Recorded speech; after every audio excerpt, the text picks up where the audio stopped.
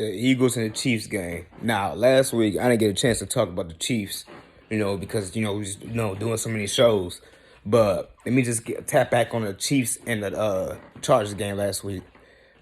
Great win by the Chargers. Came out and shocked a lot of people. But I'll say, and I'm gonna tie this back into the Eagles game. Don't panic with the Chiefs. That's all I'm gonna say. Now let's talk about the Eagles and Chiefs. Great game, Eagles. I won't say great game like they played great, but I mean great win because you needed that win, and especially with the Chiefs not having who all they got. I picked the Eagles to win that game, and not only that, I think they was gonna win that game. I thought they would dominate the game. Now it was no domination, and really, if Travis Kelce don't juggle that ball, we might be having a different conversation here. But that's, to me, shows the greatness of the Eagles and Patrick Mahomes. Now I say that to say this. Yes, the Eagles won. And yes, they didn't dominate them like I thought they would. But they're so good that even when they don't play their best game, they are still capable of winning a game.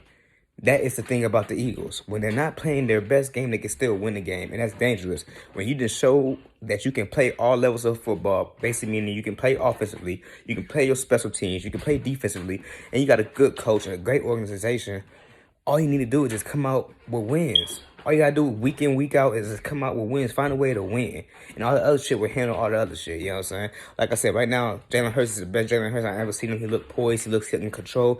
And like I said, for all the people I told you this years ago when people didn't believe in Jalen Hurts, he always been that guy ever since he been in Bama. But I say all this to say this. To me, I think he at his best right now because he knows he got that Super Bowl under his belt, and he knows really what he got to do to win. All he care about is winning. That's why I love every response that he gives. Like, fuck all the other shit. They win the game. Chris Jones said something to him after the game. He said something. He only got 100 yards or something. He said, we won, bro. Like, that's all that matters. He understands the mission. He understands the talent you have on your team. When you got a team as deep as like that, when it comes to sports, all you got to do is worry about just winning. Because you know you got the talent. The stats ain't going to show if you're going to win. You either going to win or have the stats. Which one would you rather have? And the biggest stat to have is a championship. All right, now back to the Chiefs. The Chiefs will be okay. They don't have their guys right now. I'm telling you, they will be okay. And for Mahomes to even make that a close game with Travis Kelce dropping the ball, with not having no wideouts. Yeah, he missed a couple of throws. But I say this, they're going to be all right. And like I said, and I like everybody down here right now because we might get the best Patrick Mahomes we ever seen. And he didn't play with that fire this year.